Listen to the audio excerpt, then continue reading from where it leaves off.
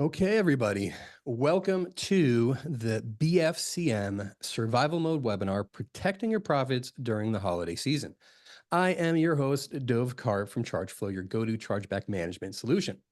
Over the next 90 minutes or so, you'll learn practical, battle-tested techniques directly from top brands and industry experts who know what it takes to thrive through the high-stakes holiday season. So get ready to set your business up for record-breaking success. Today, you'll get to hear from Sakshi Jain from Loop, Chris Lang from Fresh Chili, Arya Evan Chaim from Reconvert, Carly Dodell from ShipBob, Jeremy Horowitz from Let's Buy a Biz, Stephanie Ludena from Gorgeous, Nick Shackelford from Breeze, Cody Nordquist from Nord Media, and our very own Dan Moshkovich from Chargeflow. The format will be a mixture of interviews and presentations, along with giveaways and a Q&A at the end. Throughout the webinar, please feel free to send us any questions that you'd like the panel to answer during our Q&A discussion. So without any further ado, I'd like to welcome our first guest, Carly Dodell from ShipBob.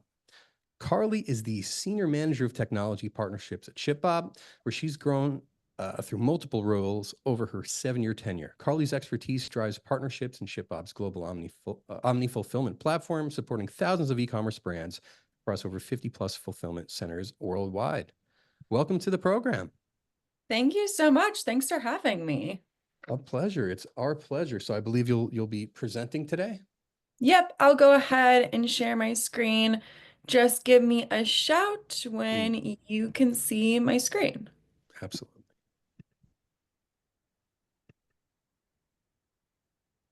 Let's see. No problem. Sorry.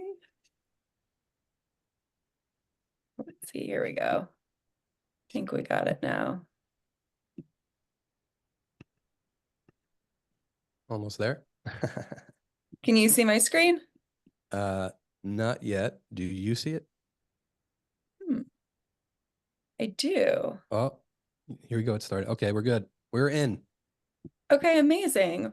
Well, awesome. Thank you so much, Chargeflow, for having me. Again, my name is Carly Dodell. I manage the partnerships team here at ShipBob. Today, I'm really going to be speaking about leveraging fulfillment to deliver the best peak season yet. Awesome. So to kick things off, for those of you who aren't familiar with ShipBob, I just quickly want to go over who we are and what we do and brands we work with. We have 50 warehouses here in the US, and we have 8 international locations as well. We have 100+ integrations, and we do both D2C fulfillment as well as B2B fulfillment. And we have our WMS for anyone on this call that has their own warehouse but wants to use a ShipBob to get technology, use our WMS and our discounted postage rates. Brands we work with, just to name a few fun ones: Chamberlain Coffee, one of my favorites, Touchland, Spikeball, and 100 Thieves. We really try to handle all things logistics for brands, and we can work with brands that are just starting on a Shopify, a BigCommerce, a WooCommerce, really any platform, to the Spikeballs and the Touchlands of the world. So that's just a little bit about ShipBob. I want to talk about a customer of ours, which is Our Place. If you're not familiar with them, this is a plug for them. They do really chic pans. They're really aesthetic pleasing. You know, they're really meant for you to leave out, not to have to put away. They're a great client of ours, and I'll be talking about them throughout this presentation. And so really one of the problems they had were they were leveraging 2 fulfillment centers. And it was taking about 5 to 6 business days to deliver to their items to their customers. And for pans, usually people want them pretty fast, right? Like, you're buying a new pan if your pan is broken, you can't use it, maybe you're hosting and you're like, hey, I need a new pan. And so with only leveraging 2 fulfillment centers, their shipping times were pretty long. And so when they started with ShipBob, what they did, and you can see on this first graph where it says 1 fulfillment center, you can see that they have 1 fulfillment center in California And basically, the rest of the US, besides the West Coast, it's going to take a really long time to ship, right? You can see all of blue and purple, that is zone 7 to 8, meaning that it probably takes about 6 to 7 days to get through those zones. So the West Coast is good. However, the whole East Coast and honestly some of the Midwest, it's going to take a really long time to ship to. So when our place started with ShipBob, what we did was we looked at their historical order data and they opted into our inventory placement program where we actually are able to tell them where to split their inventory and how much inventory to send to each of our warehouses.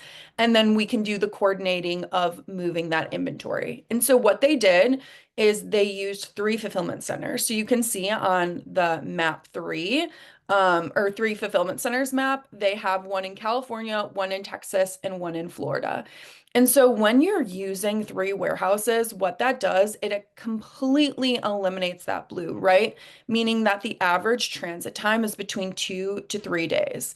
And so really what that helped them do is they were able to cut the speed in half to 2.5 days, allowing them to extend holiday delivery days by an additional 4 to 5 days, meaning during peak, they're able to still deliver to their merchants before maybe New Year's, whatever holiday. And that was a huge plus for them, and they were able to increase revenue.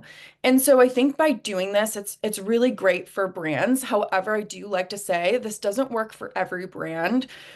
For apparel brands, it's a little bit tricky when it comes to, having high SKUs.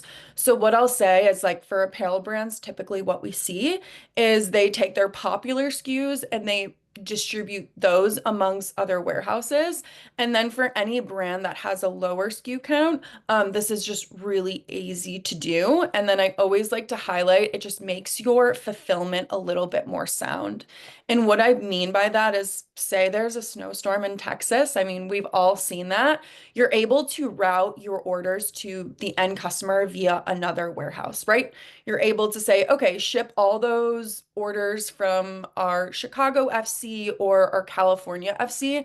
That way, those merchants are still getting their orders. It might be, an extra day to 2 days, but there's really not too much of a delay. So I always encourage brands to think about distributing their inventory. It just really helps the fulfillment process, and you're able to deliver orders faster and at a more cost affordable rate. So this is a little bit more unique to ShipBob, but what we do with our Shopify integration is we're able to have badging. And what I mean by that is when you're on the product view page, like you're viewing a product, right? You're not at the checkout process. It actually can show the estimated delivery date. Right. So if you're anything like me, I am a last minute shopper. It is my goal not to do that this year. But I'm always looking at when I can get an order before it is the holiday or whenever I need it. And so with our integration with Shopify, when you're just at the product view page, it will actually show your estimated delivery. And this is great. I think the stat really kind of highlights this is 42% of shoppers expect a 2-day delivery shipping option for every online purchase. And it helps with so many things, but it definitely drives awareness when paired with product badging, right? With your product, and you're able to put the order delivery date on there. It definitely helps convert shoppers by reducing cart abandonment, right? You know you're going to get your order in time. And then it increases AOV when paired with free shipping thresholds. And I want to pause on that because I think a lot of our merchants do this really well. And so what that means is they'll oftentimes have spend $200, spend $150 and unlock free shipping.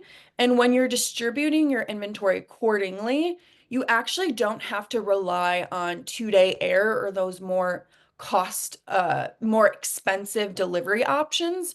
You're able to ship everything via ground shipping and it still get there in 2 days. And then, of course, I think everyone knows this, but it really helps build loyalty through, a better shopping experience. I think definitely during the holidays, people are looking, myself included, are looking for those brands that have cost affordable 2-day delivery. And I like to know that I can get it in 2 days. And rather having to go through the whole checkout process to see if they have affordable 2-day or if I will get it in time, this really just shows at the product view page, which is a really great feature. And then meet your customers online and offline. So a problem our place had is they knew it was important to have an online and offline presence, but they were piecing it together through multiple fulfillment partners, managing separate inventory pools for direct to consumer wholesale, which was costly and complex, right? If you think about having more than one 3PL, right? Maybe you have a 3PL that's really good at D2C, and then you have a 3PL that specializes in B2B. And that's great. However, that gets a bit tricky when you're managing inventory and you're having to communicate with two, maybe, merchant success managers, having to fill out support tickets in different places. And so what I really encourage all brands to do is try to find a 3PL that can handle both D2C and B2B. At ShipBob, we definitely can do both. I'm happy to provide anyone on this call really questions to ask and vet a 3PL to know if they can handle both D2C and B2B. But it's just really important. And the solution our place found is they consolidated to one partner, ShipBob, that can serve both D2C and B2B customers from one platform and one pool of inventory that simplified their logistics and lowered their freight costs to meet their customer expectations around convenience and availability. So reach your customers everywhere. I want to highlight another interesting problem that our place had was international shipping, right? When they were growing, they were getting international buyers without really honestly even trying to do so. And so with ShipBob, or before ShipBob, they had a couple of 3PLs, right? They had their B2B 3PL and they had an international 3PL as well. I believe, and don't quote me on this, it was a 3PL in Canada, or I'll just use that example. And so again, you're having to work with now 3 different 3PLs, which makes it super complex and hard. And so solution is with ShipBob, we have 50 warehouses in the US, 8 international warehouses as well. So for a brand like our place, if they wanted to test out a new market, instead of having to find a whole new 3PL, having to onboard with them, having to learn their SLAs, they were able to use our fulfillment center in Canada, right? And this is really great for brands that want to test out a market. And maybe they said, hey, we actually entered this market a little too prematurely. Instead of having to have, a conversation with your 3PL, having to break a contract or anything like that, they were able just to sell, they would be able just to sell out of that inventory in Canada and then just know, hey, maybe we don't send that many units to Canada, or maybe we wait and start after Q4 into Q1. So just a really easy way to test out new markets. And I encourage every brand on this call, when looking for a 3PL, really do your research, make sure they have some international presence, especially if that's important to you. And then over communicate with customers. I think that this is so important going into peak. And so we integrate with partners like Gorgeous, Klaviyo, Attentive, just to name a few. And really what we're able to do is send pre-shipment notification and alerts to those platforms. So really what that means is, I like to give this example. I like to stay on Texas. Hopefully, Texas, anyone in Texas, you don't get any snowstorms. But in the case that Texas gets snow, right, carriers aren't able to come to the ShipBob warehouses and actually pick up. And so what we're able to do is we're able to arm Gorgeous, Attentive, Klaviyo really with that pre-shipment notification. Shopify doesn't have access into what's going on, or BigCommerce, or whatever e-commerce platform you're selling on, they don't know what's going on in the fulfillment center. Truly, the 3PL is the only one that knows that. So we're basically able to arm those platforms saying, hey, your order's delayed because of the weather advisory, weather alert in Texas. We're expecting the carriers to come pick up at 2 o'clock on Thursday, and that is when your order will be shipped out. So we're able to really arm these support channels with the details needed when someone's reaching out to them. And I just think this goes, really well with Q4 and just, getting in front of a rather tougher situation to have to communicate. But if you're getting out in front of it and really over communicating with your merchants, they always tend to really appreciate that. And then 97% of customers expect the ability to monitor orders through every step of the shipping process. And then create a memorable unboxing experience. So, one thing our place struggled with was, having an unboxing experience. They have a, very chic, cool product, and they didn't want it to show up in just a corrugated box. And the pan is at a premium, right? It's a more expensive pan. And so they knew that they really wanted to have this unboxing experience, right? They wanted you to open up the box and it be in a placeholder where it can't move, get dinged during transit. And so a struggle they had was really, how do we do this with a 3PL?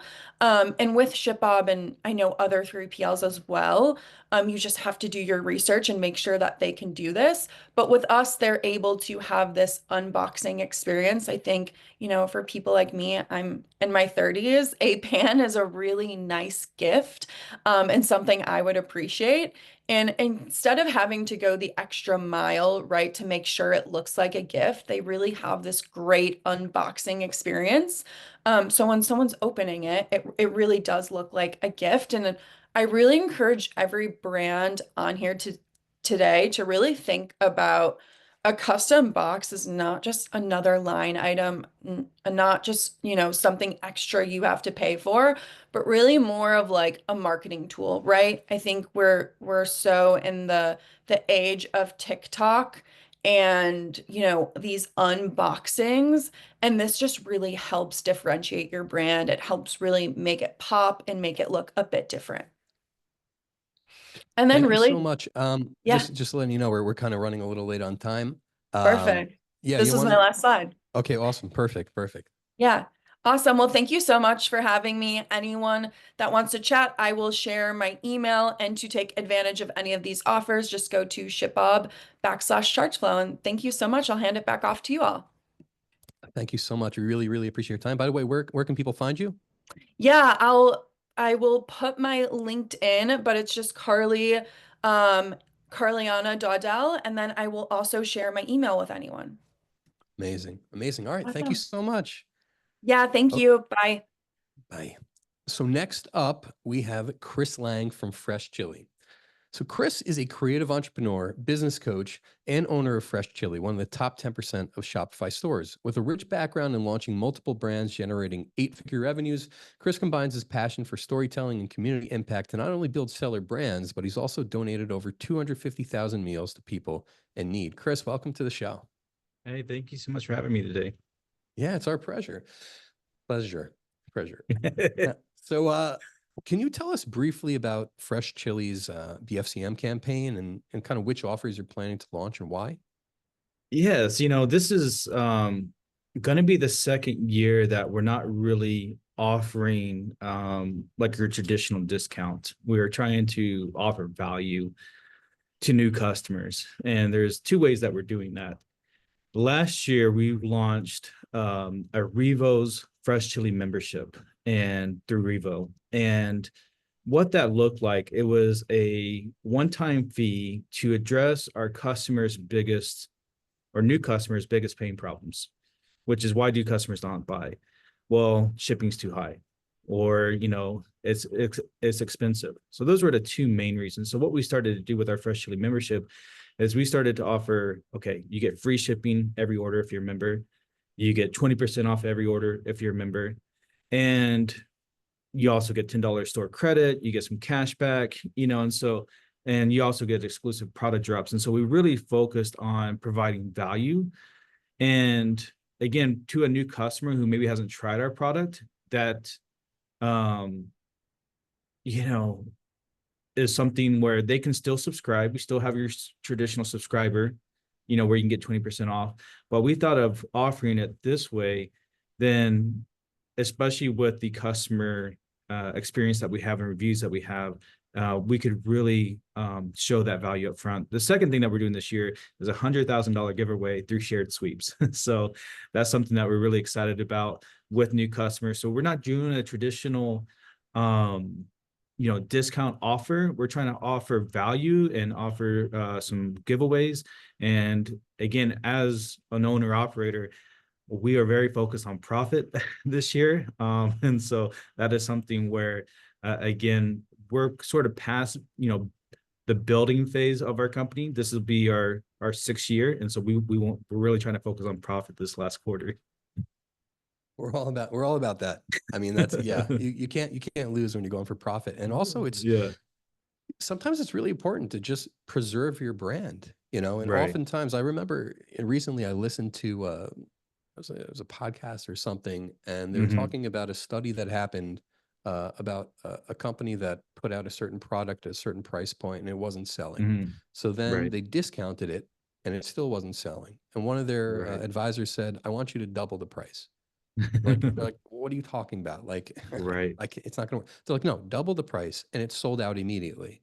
And what he said is that the perceived value sometimes is much more important, you know, than the financial considerations. So for you, preserving, you know, the value of your brand, you don't have to necessarily, you know, give all these discounts and left and right. Sometimes it's a big thing that works, and sometimes you want to preserve it, especially when you're, you know, you've been around for a while. So we've noticed that about $370 million is going to be spent daily on Facebook ads during the Black Friday whole extravaganza. So how do you plan to stand out at Fresh Chili? We've always stood out with our story. That's what we focus on day in and day out. I shared a screenshot the other day on Twitter that we had a 4.22 ROAS on election day. Everyone else was getting slaughtered. And again, we were just focused on our story, and we're not chasing trends. We're not chasing sales. We're not chasing, you know, different cycles. We believe in, you know, storytelling. Now, are we going to increase our ad spend? Of course, we're going to increase our ad spend, but we're going to be focused on sharing the farm to jar process, taking people to the farm in our videos, taking them into the kitchen, showing them how the product is made, showing them the shipping department. Our shipping department is shipping out next day. We do all in-house fulfillment ourselves. And so we're really stepping up our game to make sure that we are delivering value on all fronts and telling that story. I think also too, like, you know, we'll do this through like a lot of videos and carousel ads, especially for, you know, someone who's in that 30 to 60 day cycle of purchasing. Okay, what else do we have to offer them? And then you know, we'll also use the membership opportunities through our email automations as well to really let educate people that, hey, we're not doing discounts. We don't really offer discounts, but if you want the biggest discount, which is 20% off, you can become a subscriber or you can become a member. And that's how we really try to do it, is through kind of that education and entertainment of our story. What do you think is it about the story that draws people in? We're just authentic. I mean, my partner and I, we looked at, you know, the camera in the eye, and we're just having a conversation. I mean, we're just down to earth people. We're genuine. It's, you can come visit us, you know, I mean, I'm at the farmer's market every Saturday. You know, you can walk into a store and I'll interact with you. And so I think there's a lot of like pride about New Mexico. I mean, a lot of people, when they think New Mexico, they think Breaking Bad, which is a great TV show, but it's not necessarily representative of our state overall. We're really the chili capital of the world. Yeah, I know, right? They serve the chili capital product. Exactly. I mean, it is addictive, green chili, but you know, we're telling the story of the region, and the customers really resonate with that authenticity. That's beautiful. That's beautiful. So on the back end of Black Mhm. Friday, like what strategies are you going to use to kind of keep the momentum going past Black Friday and maybe limit the drop off that Mhm. typically happens? Yeah, I was looking at the numbers on Monday, actually. I was kind of looking, okay, December, kind of that Q5, what can we do? I think there is some like opportunities where we can look at some maybe any excess inventory that we have and, potentially, bundle it in a way, to existing members and subscribers first, not necessarily to new customers. Again, we want to offer is if you're a customer, we want to give you as much value as possible. And so like if there are discounts or savings to be had within the company, we're going to our members and subscribers first. And I think that's really important because, if you go online and look at our Facebook page and you see all the comments and likes and shares, or if you join our 30,000 member Facebook cooking group and you see all the interaction of our customers, you're joining a community. And that's ultimately what we're trying to do at the end of the day is it starts with our story in our region, but ultimately when you think of food and families and friends, it's about bringing them together over your favorite recipes. And so what we do with our cooking group is we choose a weekly winner every week. And then after the year is complete, we put together a cookbook with 52 of those winners' recipes. And all of a sudden, now it becomes the customer story. It's not our story necessarily, but it's our customer story. And so we try to offer value and we think through like loyalty and retention in all those ways. And so Q5 maybe is not, if they purchased during Black Friday and you look at your repeat purchase rate in Q5, sometimes it's just about focusing more on retention and loyalty, and kind of that thought manner. I love it. I love it. It's, pushing them towards that membership, Mm-hmm. the community aspect. I think that's so important. And that kind of Mm-hmm. drives, I mean, we're not even talking about referrals, but I mean, if somebody Right. really loves being a part of something and it gives them Right. joy and they love it, then they're going to be like, hey, they're going to tell all their friends, which can also, contribute towards the growth. And I Mm-hmm. guess for the last one, like what advice would you give to merchants for this Black Friday? At least something maybe that stood out to you, maybe through, the past. Yeah. You got to protect your bottom line. You're in business to turn a profit. And again, um, I like what you said earlier, where like if you feel like maybe it's not working with your price point or even discounting it, do something different this year that's going to help you turn a profit this year. Profit, profit. I mean, we're in Mm. business, right? So the whole thing is Right. to make a profit. Sometimes you Right. take a little hit up front, but the goal is to make sure Mhm. that it's in your pocket at the end of the day. All Right. right, Chris, thank you so much for your You're time. welcome. Where can people find you? Yeah, at the Fresh Chili Co. on socials and at Chrisling Social across socials. Awesome, Chris. Thank you so much. Yeah, thank And you. so next up, we have Stephanie Ludena from Gorgeous. Stephanie is the Technology Partnerships Manager for EMEA at Gorgeous, where she's building strong relationships with strategic platforms and tech partners. With past experience at HubSpot, she's fluent in English, French, and Spanish, adding a valuable multilingual approach to her partnerships across global markets. Stephanie, welcome. Thank you so much, though, for that nice introduction. Very excited to be here with all of you today. So I'm going to go ahead and share my screen. I think we're all set there, right? Yeah, There we go. Perfect. So yeah, hello everyone once again. Yeah, as Dove just mentioned, I work with our strategic platform and technology partners here at Gorgeous, which means that I am very lucky to help our customers get the most value out of our platform throughout our platforms, partners, apps in our ecosystem. And today we'll be discussing key tactics to set your brand up for success during the upcoming BFCM. So yeah, let's get started. So really quick here, I just wanted to give a quick introductions about what Gorgeous is. We are a AI platform-powered customer service platform designed specifically for e-commerce brands. But it's built for your entire tech stack and designed to help brands drive more revenue with a seamless customer shopping experience as well. All right, so today I'd like to kick it off with some of the lessons we've learned from previous BFCM experiences among our customers. So as we all know, BFCM is pretty much a pivotal time for e-commerce businesses with customer interaction soaring as well. So what we've seen is that, in fact, we did this analysis among our customers, and we saw an average increase of 54% in customer interactions last year during this season. So obviously, with that increase of tickets for the brands who are using automation, there's also an increase in automated interactions, as you can see here. So that is what typically we see with the customers that are most successful during the season. So what this means for brands is that they need to really anticipate those customer needs to prepare their support team accordingly for this season. Now, we also did a recent survey among our customers on what their main goal is for this BFCM. And as highlighted here, you can see the primary goals for 57% of customer experience teams is managing the high volume of support tickets. So, of course, this is crucial as the shopping surge can lead to an overwhelming number of inquiries. And this is why it's so important to be able to be very efficient handling them as well.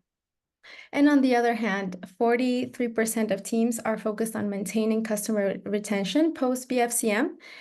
And again, so this underscores the importance of not only attracting new customers during the sales.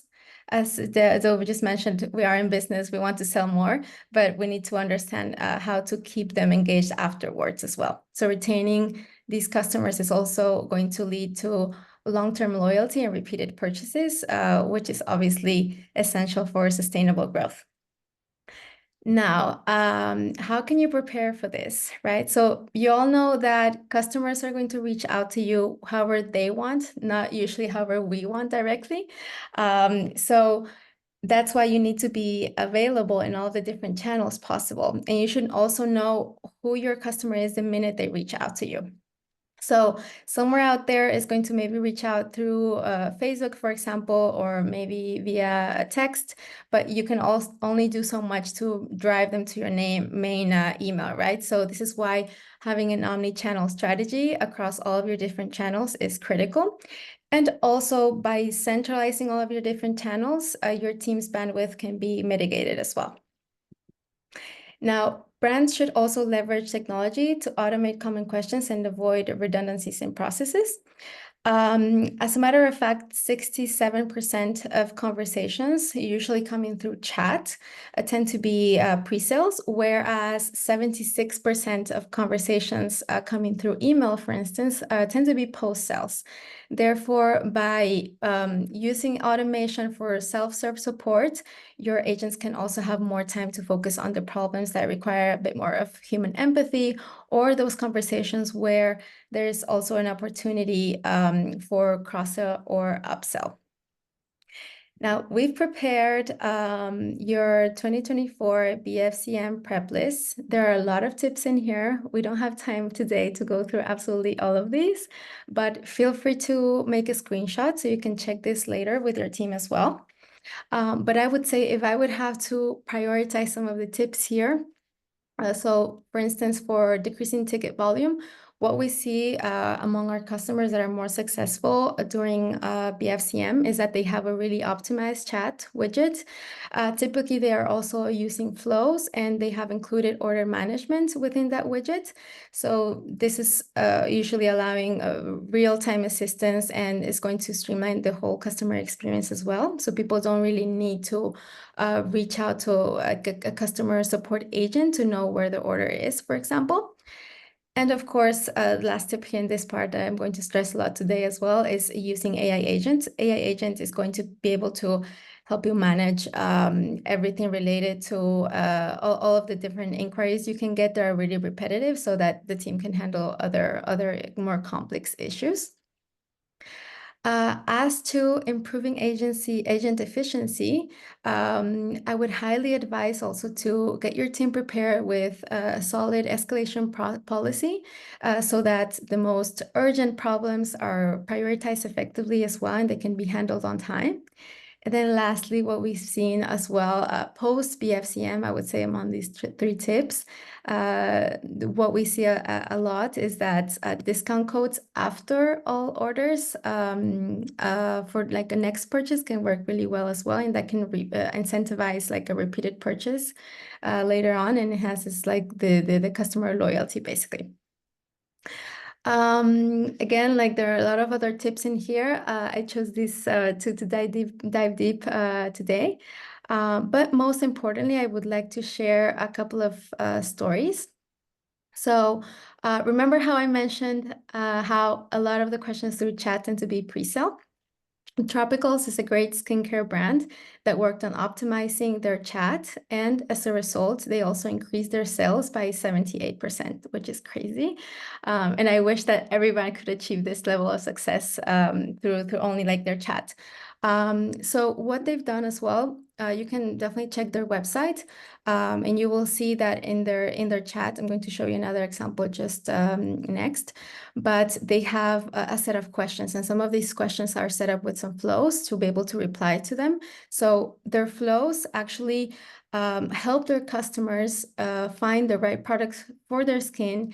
They can also manage their subscription, for example, and they can even get some help building a particular routine for themselves. So all of this, again, like I said, is helping them not only provide a really good customer service, so they're even faster answering to these inquiries, but they also have a great CSAT score of 4.8, and obviously their business is growing a lot as well.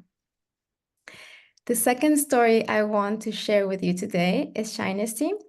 So yeah, Shinesty, after its early days of selling wacky vintage suits, is now best known for its underwear. Now, the challenge that they were having was really improving all of their CX, their customer experience efficiency, without really damaging the customer satisfaction or ramping up in headcount.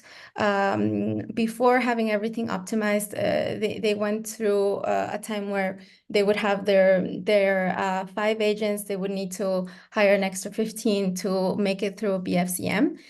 And now they have optimized their chat, their help center that we'll show you briefly, and AI agents. So not only now they can be a lot more efficient with just 5 people, but they all are also 65% faster responding to all of this, all of their customers. They are automating 50% of their inquiries as well. So this is a huge difference for their team, which previously would spend a lot of time answering to the same questions over and over again, which would usually be like on order status, for example, maybe questions on discounts, account management, and more. So all of this is wrapped up in a better way now. I just wanted to give you a really quick view of how this looks like. Like I said, they have optimized their chat. So this is what you can see on the left.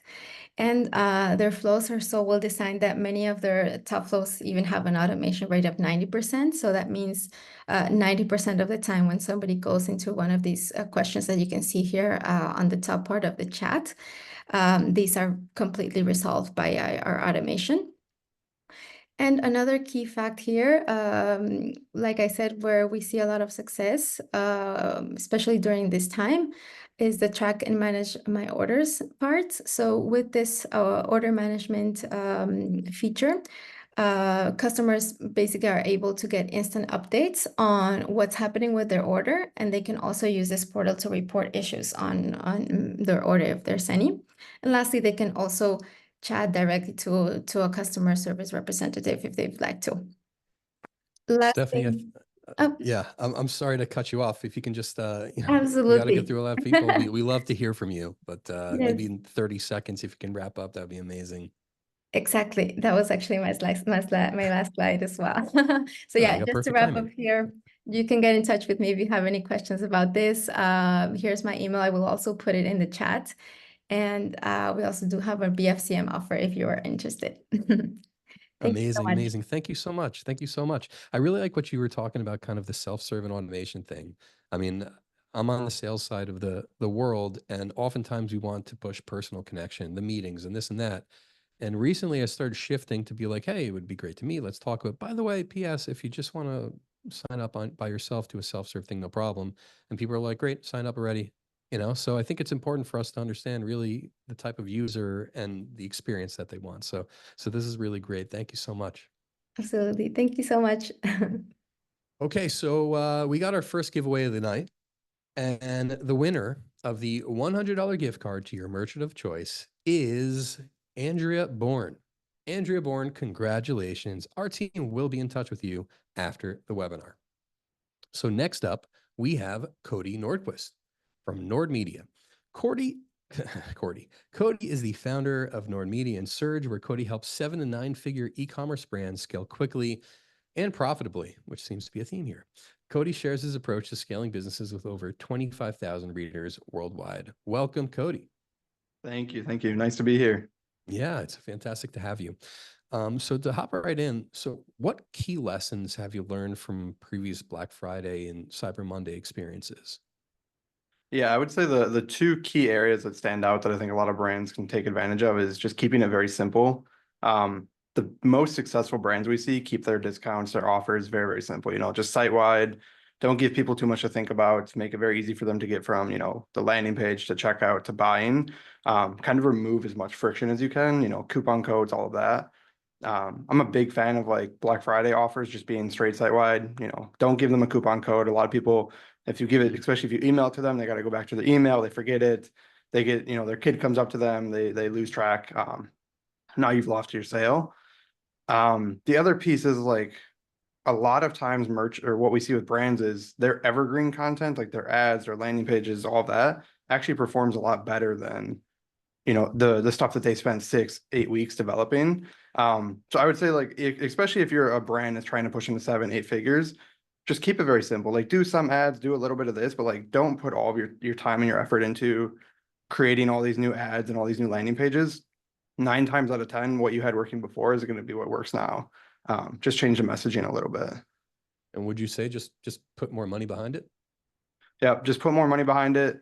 Don't change your strategy. I see a lot of brands where they try to like change their strategy last minute and they're like, oh, we're going to test a new campaign. We're going to do all this. Just find what was working before and just put more money behind it. And then, that's typically the best thing that you can do as you're scaling.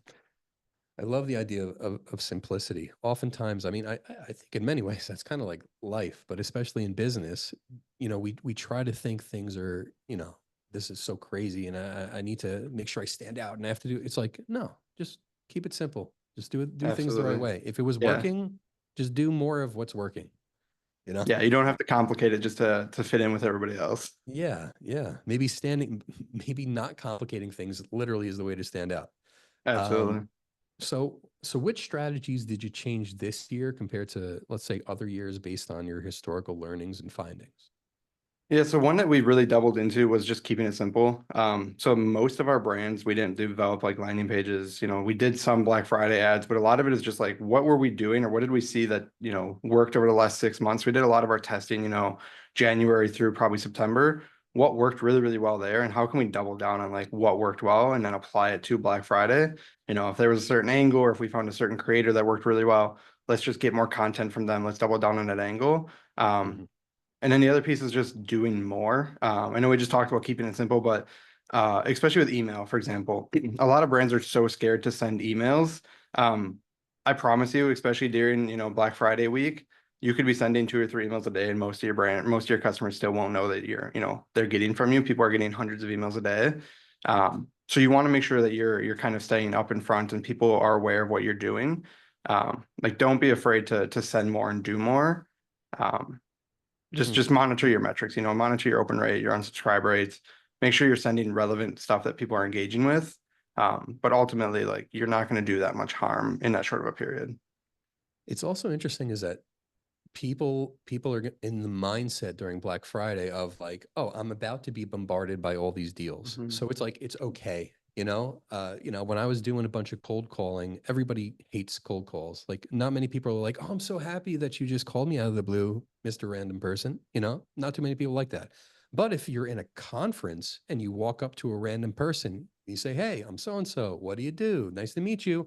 they're much more in the mindset of like, oh, I'm here to meet random people. So it's like, it's Yeah, okay. they have So that attitude that they're ready to be pitched, or especially with a lot of people, they want to be sold to. Like they want to know what is your best offer. You know, they're subscribed to your list, they visited your website, give them a reason to come back and buy, and like make sure that everybody sees that.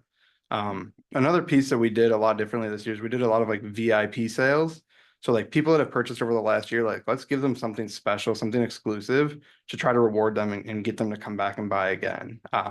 You know, those are the people, if we get them to buy twice, getting the second sale often is the hardest for a brand. Once you get that second sale, they turn a lot more into brand loyalists. That's amazing. I remember hearing a guy who does bar rescue.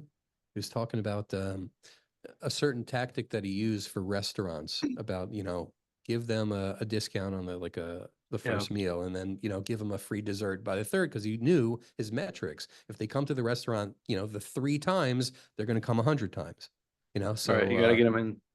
exactly. So what do you think a thing that brands should know and understand about bringing in new customers during this time of year? What would stick out to you? Yeah, a lot of times the customers that you bring in, especially in November, they're going to cost more to bring in. Everybody knows that they expect that. But what we found year over year is the customers we bring in November have the highest LTV. So they're the people that are coming back and they're buying more throughout the year. You know, they're spending more money. They're coming back next Black Friday and buying again. So especially if you have a subscription brand, or if you have a brand where it's like CPG or you know, supplements, be okay. Like make sure you understand what your LTV is so that you can kind of, you know, analyze that and understand we can pay X amount more for these customers, because now that they're coming in during this period, we know customers we acquire in November are worth, you know, maybe 2 or 3 times more than a standard customer. You can get more aggressive with your acquisition and in your cash flow at that point. What do you think it is about that time of year, or maybe that attracts customers who are going to have a higher LTV? I think it's just the mindset that you capture people in. Especially we have some brands where we try to get multiple purchases in November. So, you know, if they purchase in the first week or two, like we'll do new product launches in the first week or two. And then towards the end of the month, we hit them with another offer. You know, they purchased based off of the new product. Let's get them to buy again. And now we're at that third purchase already. So we're turning them into brand loyalists, and then just creating that repeat reward cycle where, you know, the more they buy, the more they save, the more that they get exclusive access to, you know, discounts, new products, limited drops. You just want to create this flywheel of rewarding people that are supporting your business. And it just tends to happen more during this time period because people are building that out more. I think you can create that system where it's kind of continuously happening. It's just a lot of brands and people don't put that time into it outside of Black Friday, Cyber Monday.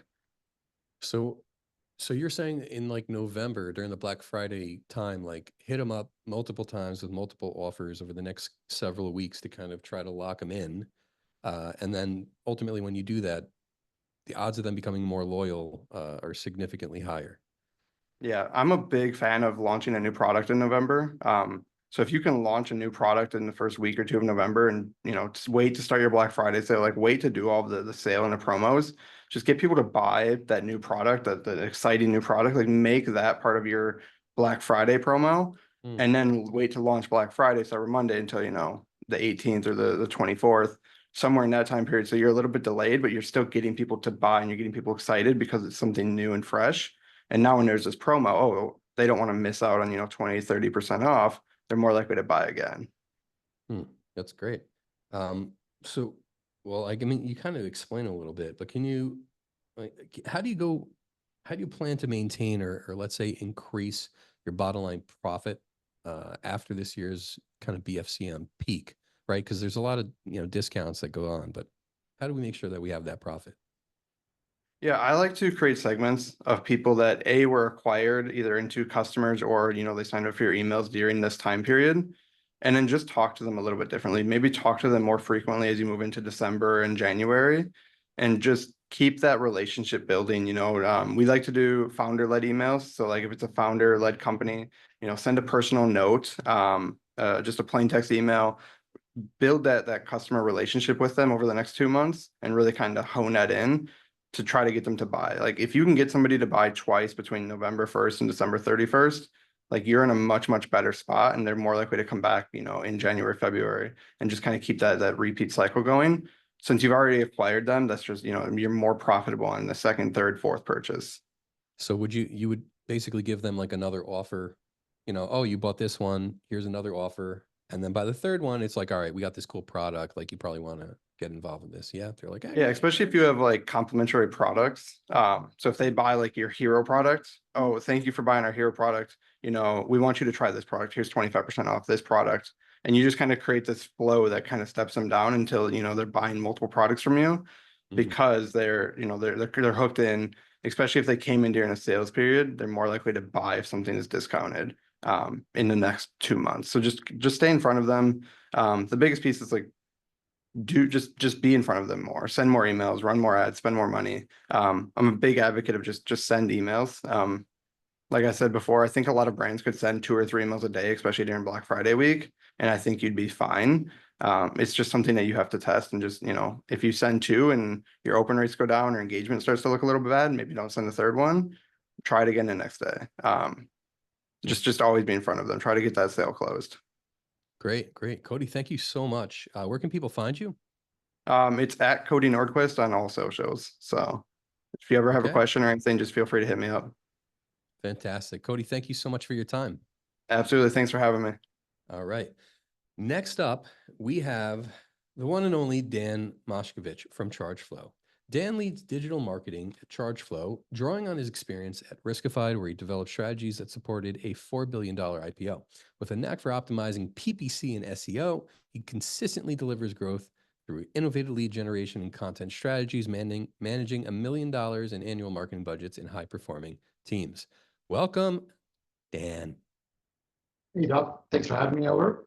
Much appreciated, and thanks for having me over. Introduction.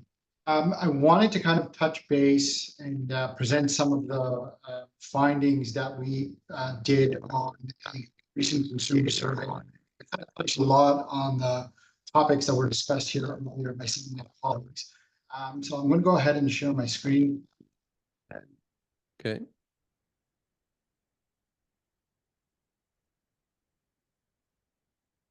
Okay, you see my screen? Yeah. Your audio is a little bit shaky. Maybe is it through the headphones? Yeah, sorry about that. Oh, good. Okay, so I'll start with a little bit about Chargeflow for those who don't know. High-powered chargeback automation solution that's designed to automate the entire dispute process. We handle chargebacks from end to end, and we seamlessly integrate to and other kind of fraud prevention tools, really enabling merchants to focus on things that matter most, and that's really growing their business. We want to make sure that they don't have to deal with chargebacks ever again. So that's what we are doing. And a few months ago, we actually did a consumer survey. We polled 1,000 consumers in our research to try to understand why consumers file act. And some of the results were really interesting. And a lot of it has to do with expectations of what consumers expect. And it includes it has a lot to do with communications. So consumers typically expect a response from a merchant within 1 to 3 business days when an issue arises. So if there is a problem, they want to know that a merchant is responsive in time. And if they don't get a response in time, they usually resort to a chargeback, and it's pretty much 50% of consumers will start the chargeback process if they don't get that response in time. So, and in addition to those factors, any kind of delay may even result with a consumer initiating a chargeback without even getting any kind of contact from the merchant. So those are some of the findings that we have, and really kind of emphasize the communication from the merchant side. To make things worse, during Black Friday, Cyber Monday, we see a huge spike in transactions, and that really puts a strain on the merchant's ability to address those concerns. Long wait times are usually a result of the higher transaction volume, And we're seeing more consumers kind of frustrated with that, In addition to that, there's also the element of friendly fraud, which is the bulk of the chargebacks that we see is basically consumers who are abusing the chargeback system or don't really understand how chargebacks work and basically think that it's not the merchants who are getting the chargeback, it's the bank or some other kind of third party in the payment cycle. So it's important for merchants to understand that communicating with consumers is key here. So this is basically one of the, and a lot of my colleagues touched base on that previously, prioritize fast prioritize inquiries. Make sure that you get ahead of the chargeback itself by having a response time that's under 24 hours. There's a lot of tools like Gorgeous, for example, that I spoke earlier that can help facilitate that and include proactive communication. Make sure that you communicate with the consumer. For example, order confirmations, updates on shipping, things like that. All make sure that the likelihood of a consumer initiating a chargeback decrease. And that's key here. And the other aspect of the communication is making sure that you have multiple support channels available, email, phone, chat, social media, chat, social 24/7 support tools like chatbots that were mentioned previously. And those are key to kind of getting ahead of those. Now, a lot of merchants don't really understand that once a chargeback does occur, the consumer can reverse it. So it's important to reach out to a customer after a chargeback is initiated.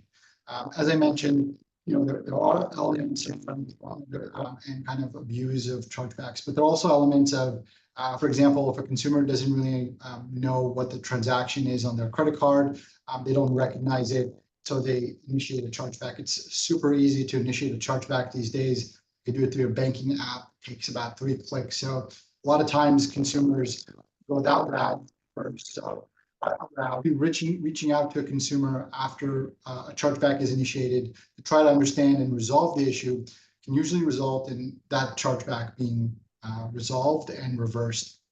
And in the case that it doesn't,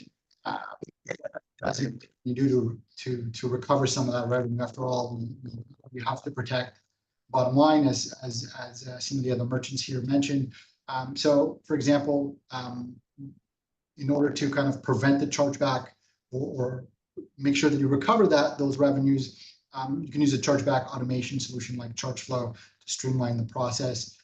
You can collect compelling evidence that's needed to reverse chargebacks that are illegitimate, and also blacklist serial offenders. We actually found in our research that once a chargeback is initiated and is successful for somebody who is abusing it, so for example, if I buy something, if I buy something really happy with the purchase, and instead of returning it, I initiate a chargeback and see what happens.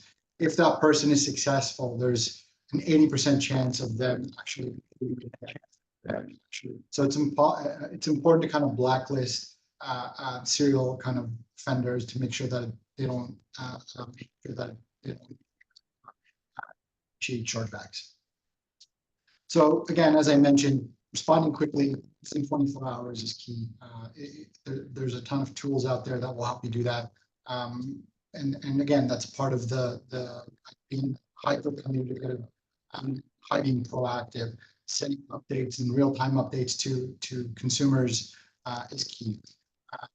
Simplifying the process, using multiple support channel, again, very important for merchants to implement. And also, once chargebacks do occur, to have a solution in place to mitigate those chargebacks. These are kind of like the first three, as I mentioned. They expect to be able to reach out to a merchant, talk to somebody right away, resolve their issue as soon as possible. And if that's not available, it's a good chance that they might initiate a chargeback if nobody gets back. So those are important to be proactive and preparing for Black Friday is key. Doing so now will help you in Q1 once all these chargebacks roll. We're actually doing a promotion for Black Friday, Cyber Monday, where we're offering 10K in free chargeback management for new customers. You can go on the website chargeflow.io/2024 and claim the offer and sign up, give it a shot. We'll be happy to protect your store or any legitimate chargebacks that you might have to deal with. And that's basically it. Thank you. All right, Dan, thank you so much. We really, really appreciate your time. You can hear me? Yep. Yep. I can't see me, but you can hear me. Okay, so we're going to move right now to giveaway number 2. So for the winner of the $100 gift card to your merchant of choice, the winner is Stephanie Nieto. Stephanie Nieto, this is all for you. So congratulations. Our team will be in touch with you after the webinar. So moving on, up next, we have Aryeh Evenheim from Reconvert. Aryeh is the CEO and co-founder of Reconvert, the #1 upsell app on Shopify and Wix. Aryeh supports 40,000 merchants and boosting revenue by 10 to 15%. His leadership has positioned Reconvert as a top choice for e-commerce upselling, driving results for merchants around the world. Welcome, Aryeh. Hi, thanks for having me. Yeah. I must say, though, it sounds like a very impressive intro. I appreciate it. It's not that impressive. It just sounds like that. By the way, I also started as a merchant. I had my own Shopify Plus store. I decided to start building solutions for merchants instead, and that's what I do today. I would like to start by sharing my screen. I'll go through what we do, and then maybe I'll show a quick example from the app itself. So I'm just going to share my screen. I'm going to do a full screen. So forgive me, guys. Absolutely. Please. All right, let's go. Sorry, the wrong place. Here we go. Yeah, not so good at Zoom. So apologies. Let me see how I can remove that. Can you see this small screen from Zoom here? Because I can't minimize it. We see boost BFCM revenue by up to 15% where you convert. Perfect. Awesome. Cool. So yeah, as mentioned, Eric, I'm the CEO and one of the co-founders here at Reconvert, and I'm going to show you how Reconvert can help you increase your revenue by up to 15%. I'd say average is between 5 and 7% if you just go with the best practices and use our pre-built setup. And if you keep optimize it, you can definitely get up to 15%. So the problems we're trying to solve, especially around Black Friday and Cyber Monday, is the fact that competition is going super higher. CPMs are going higher. The acquisition cost is just getting much more expensive, and it's like a chain, but eventually maintaining profitability just might get a little tougher. So this is kind of what we're trying to solve. Maybe not the first part, but the last part where we're trying to get more of customers. So basically, we are helping you to display different offers at different steps at the checkout process to get bigger and better orders while increasing conversion rate and average order value. And in that way, just maintain profitability. The thing is, you already spend a lot of money trying to acquire new customers. And then when they get to your store, you work really hard to convert them. But there are too many brands out there that just ignore a few key parts within the purchase flow, and Reconvert focus on 4 of those. So the first one is the checkout. Now, optimizing or changing the checkout, this is something that is limited for Shopify Plus merchants only. This is a limitation by Shopify. They don't allow any checkout customization for stores that are not on the Shopify Plus plan. Then we have the post-purchase one-click offers. If you don't know what this is basically a new page we add between the checkout and the thank you page that allow you to display offers to your customers. And if you accept them, it's going to be added to his order instantly, and is going to be charged instantly without having to re-enter payment details. So this is massive. This is kind of the biggest area where you can maximize and get more revenue out of each order. Then you have the thank you page. By default, it's kind of a page that in Shopify just says thank you for buying, goodbye. And we take this page and try to really get more out of customers, either information, you can ask him questions, you can segment your audience better, or you can just make offers right then and there. And then we have the order status page. This is the page where customers are getting back, usually from transactional emails from Shopify, all the order confirmation email, shipping confirmation email, all of those, they send customer back to the order status page. And on average, a customer is seeing this page 2.7 times per order. Of course, if you're doing dropshipping or something like that, it's even higher, but that's kind of the general average. So if you want to set up Reconvert, in terms of setup, we created something that is super easy to get started. You can be up and running within 3 minutes. And we really use all of our best practices to make sure you get the most out of everything. We have something we call Magic Designer that automatically take your design setting from your store and make sure to apply everything so you don't have to worry too much about the design. We also created something called discount distribution. So you just need to tell us the maximum amount of discount you're willing to offer, and we will distribute that across the funnel to make sure you're losing as little as possible on discounts. So we'll try at the beginning to offer no discount, then a slightly bigger discount. And if the customer keeps rejecting separate offers at different stages of the checkout, we're going to offer kind of a bigger discount at the end. And we also have what we called offer distribution. What we found out analyzing tens of thousands of stores, that eventually different customers just respond to different offers. And it's kind of hard to say why, but this is just the way it is. So if you offer a bundle or product recommendations or the same product purchased or anything like that, different customers just respond to different offers. So we're going to distribute that as well for you. But of course, if you want to change anything and make it very customizable to your own needs, everything is customizable. Okay, we have the flow builder. This is where you set up all the conditions and segmentations, what offers to show to which customers and why. Then you have the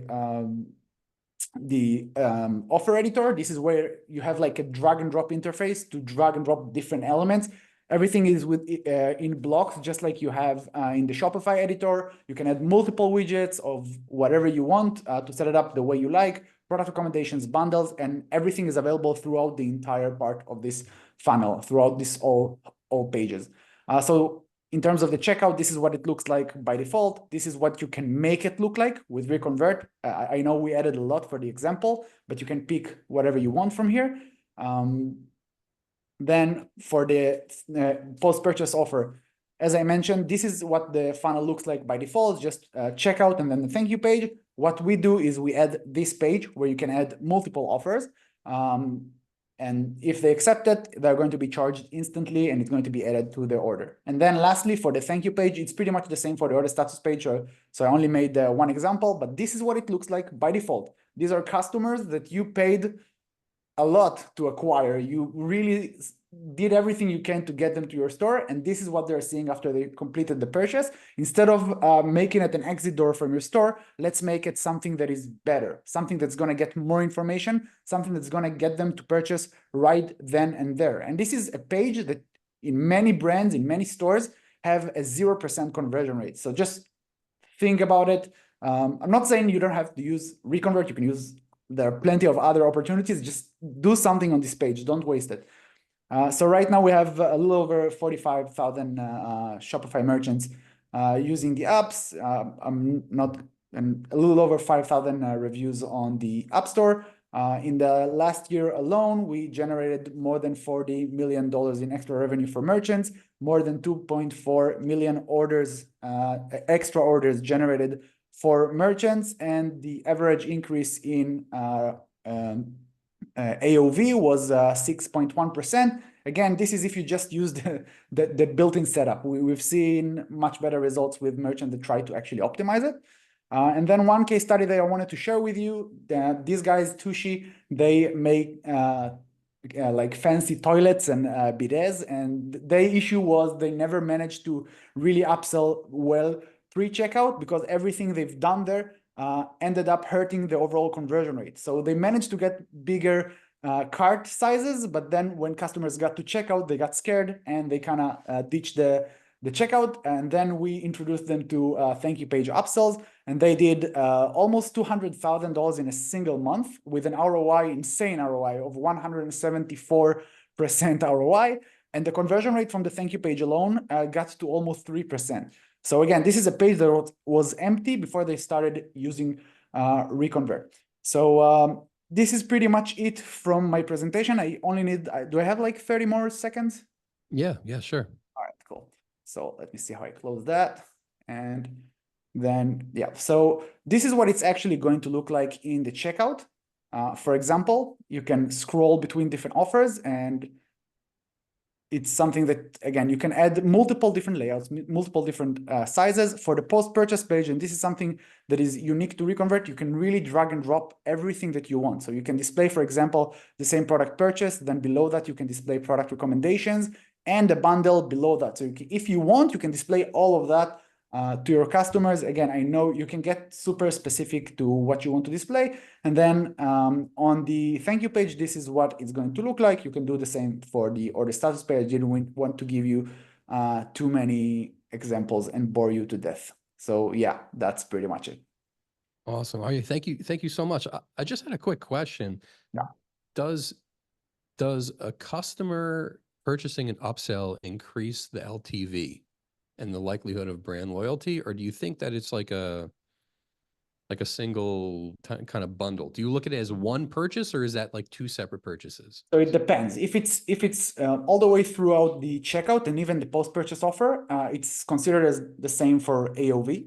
Okay, from the thank you page to the order status page, it divides. It's not just, first of all, it's increasing conversion rate. We have the function, if you want, before the order is fulfilled, you can, if someone accepts something from the thank you page or from the order status page, you can actually add it to the original order. But once the order is fulfilled, then you can display different offers, and then that's already getting into retention and lifetime value. But again, it's not just upsells. I'm talking about Reconvert like it's just upsells, but you can use it to do other stuff. Getting this information, birthday, which is classic if you want to do like email marketing and maintain a like multi-year relationship with a customer, this is the perfect thing you can do. You can ask surveys and again, segment the customers better. So it's not just that, but just start building a longer relationship using these pages that are usually abandoned. Fantastic. So Arya, where can people find you? So it's just eric@reconvert.com. Feel free to email me. And also I want to say that we have a 10% lifetime discount to whoever is watching this. Just shoot me an email and get it. Fantastic. All right. Thank you so much for having. Well, we thank you for being on. Next up, we have Nick Shackelford. Nick is a partner over there at Breeze, where he's helped grow the brand into one of the fastest growing beverage companies in the US. Nick's honed his craft over the last 10 plus years through his company's Structured and Constant Creative, focusing on retention strategies for top brands. Now as a full-time dad, congratulations. Nick's mission is to drive success for D2C brands in a competitive digital landscape. Welcome to the show, Nick. What's up, guys? Sorry for the technical difficulties. Apparently, I have multiple Zoom logins. So for anybody that kind of missed the last one, thanks, guys, for running such a smooth show and being able to kind of backfill. So good morning or good evening. No problem. I think it's morning and evening, depending on where you're from. That sounds deeper than it actually is. So Nick, can you tell us briefly about Breeze's BFCM campaign and kind of which offers you're planning to launch and why? I have a beast of an offer, and we have usually for each presentation for every one of I know there's a couple people on this one, so I might actually, should I share my screen and show, like I have like a full deck for this presentation, but it wasn't a full presentation. Is that okay with you? Yeah, perfect. Okay. It might be pretty granular, so I won't go too deep in everything. I'll skip here and there, but I'll basically show what I got coming over here. So 3, 2, 1. You guys got me here. Yep, you're on. Okay, so I'm going to drive on this, so I might not look at your side. So this is our, again, I've been on the agency side. I've been really focused on promoting other people's products and brands. This is kind of the second real season I get of building for my own brand or a brand that I'm heavily involved in, especially on the retention side.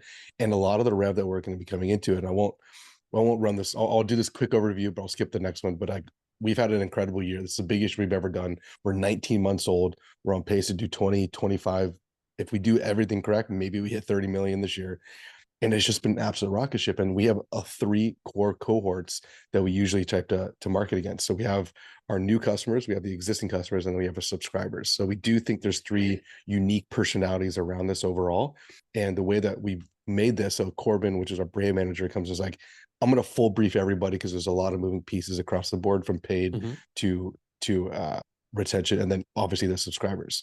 And so he likes to lay this out. So every big campaign we have, so for right now we have Black Friday, we did an international kind of rollout this way, and we will mimic kind of what everybody's been saying on the call. Let's keep it as simple as possible, because I do think we just went through a pretty gnarly election season. There's a lot of upset, sad, happy people across the board. I don't want a lot of people to think. I just want them to see an incredible offer for a product that does what it says it's going to do, and for them to take action on it. That's where we start with. So how we get there, we get with the deepest discount that we've done just yet. So this shouldn't change. Maybe the length of how much we run it might change, but if not, this is what we're going to be running with. So it's going to be from the 11th. So that's going to be next week to the 28th. $15 store credit site wide. This is the deepest we've ever done. And we're not doing % off. I don't want people to do math. So people talk about keep it simple, dollars off, give them the dollars off straight up, especially starting from the pop-up. And so this will apply to all first-time purchasers and subscription orders specifically. Then the terminology we were going to be, because this technically is the deepest discount, the deepest offer we've given, we're changing that terminology just so that it goes live on Black Friday, Cyber Monday. All of us need to understand a major thing that's happening this year for Black Friday. Cyber Monday hits December. Cyber Monday hits December. So a lot of us hitting projections going month over month, year over year measurement from last year to this year, we don't get a Cyber Monday in November. This is December this year. So that's going to change up expectations or pacing of revenue goals. Know that, feel that, understand that. So that's the biggest thing we're running with. We will also add in there, every purchase enters you for a lifetime supply. This is crazy. This is the offer that I've been wanting to run for so long, and we finally actually have a product that people can consume on a weekly or daily basis for some people. And so to being able to kind of go live with this type of structure will be incredible. And we even think about it down to like, what do our social posts look like? So November 11th hits, social goes live, email goes live, press will hit, paid social channels go live, primarily statics. And Cody kind of mentioned it. A couple of the other guys mentioned it before. Sometimes Evergreen does better than promoted posts. So we're going to keep everything on, and we'll be turning budgets up and down on a day-to-day basis. And then lastly, the website and subscription portal will update the banner for people to make purchases on. So as you can see, Dov, like there's a lot of coordination across the way, and a lot of this revenue is going to be driven from, I would say, email specifically. And we have, as of right now, like today's the 7th, we have 32 planned emails to go out, and this could be changed to 38, this could be changed to 40, but kind of what a lot of the other people are talking about is we're going to have a mixture of individuals from our people saying, from whether it's our founder or whether it's employees, and then whether it's from the brand. We've seen mixing in a plain text with the graphic text will inbox a little bit better, will potentially hit a different segment a little bit better. So we're going to have that strategy of like graphic, plain text, graphic, plain text. And we've proven this out across this year, specifically Memorial Day, President's Day, Valentine's Day. So we've seen the reaction. Back to school, that collaboration between graphic and static, graphic and non-graphic has been very, very good. I'm going to pause there. You got questions or anything, brother? Yeah, I got something for you. Is this a warm list? Great question. I'm going to open this even further. So we're going to go, this is all warm. So this, I would say this is going to be subscribers to our list, non-purchasers and purchasers. So it is going to be 3 seconds. So all customers excluding core subscribers. So you'll see the first sends we have at the beginning of the year or the beginning of the offer, just as subscribers, because we got to reward the people that love us the most, right? And when we were working with you guys on the chargeback, I remember when we called you, what was it? Earlier this year, we're like, guys, we got hit with gnarly fraud from our subscript, and they went all subscribers. Remember this? I don't know if I briefed you on this, but we all of a sudden called the Chargeflow team. I was like, holy shit, we just got smacked with Chargeflow. And it was a big problem. Dude, it was like hundreds in a day. I was like, we were freaking out. And so you guys jumped in and saved our butts pretty much on this, but that would have ruined our subscriber base, because now I don't know who to send messages to. And we're about to hit reorders from quote unquote fraudulent purchases. That was crazy. So small tangent to go on, but it's going to be reward those that love us the most and have been with us for the longest. Then we open total offer to everybody on the 11th. And then we go back into like our communication will be like subscribers get the message first, all customers get the message second. And we'll flip flop between those two just so that when we honor our offer of like you subscribe with us, you get everything before everybody else. And I'm stoked, dude. I'm so there is another team that runs a similar offer to this that we learned a lot from. They're called Rise Mushroom Coffee. And a lot of the things that we've learned in this Black Friday sale, because like I've been on the agency for so long, but now being on the brand side, you have to give it, especially this period of time, we're going to be going the longest offer we've ever done, mainly because this whole year we haven't ran too many offers, and this is a unique buying moment. We might be able to overspend now this week and next week, but there's something super magical and special about the Black Friday weekend that puts people into a buying frenzy. And What do you think that is? if you can't, I think about this so much. I think about this more than I probably should. Because you were talking about cultural context before. It's obvious that you go several layers deeper into what's going on. So what do you think it is about this time of year? Do you think it's just that herd mentality of like, oh, there's going to be a bunch of deals, I better hurry up and buy? What do you think it is? I've taken so many mushrooms and talked about this publicly. So good thing I took some mushrooms before this call. Nice. So what I really think it is, dude, I think America has a cultural value placed upon the ability to spend on credit and receive things at the door. This like dopamine hit of, I want this to me. I'm able to buy this, whether I can afford it in that moment. It's like this small sliver of, I can control this and I want this, so I'm going to get this. And any story that us as the brands or us as the agencies can put in front of them to allow them to convince themselves that like, dude, if I don't get this offer, this is never going to be here again. You will see a massive uptick in conversion. And so I think for this cultural moment, and Amazon's, dude, there's a reason why Amazon does 2 of these a year. They only did 1 before. So I think it's super special. And these moments this is our Super Bowl. So I'm excited to kind of like dig in and go hard on it. That's amazing. All right. So what strategies will you implement at Breeze to increase customer retention following a BFCM? It's a great call. So Cody mentioned it and we're following along. So we're actually launching, this is not an alcohol bottle. This is a non-alcohol spirit.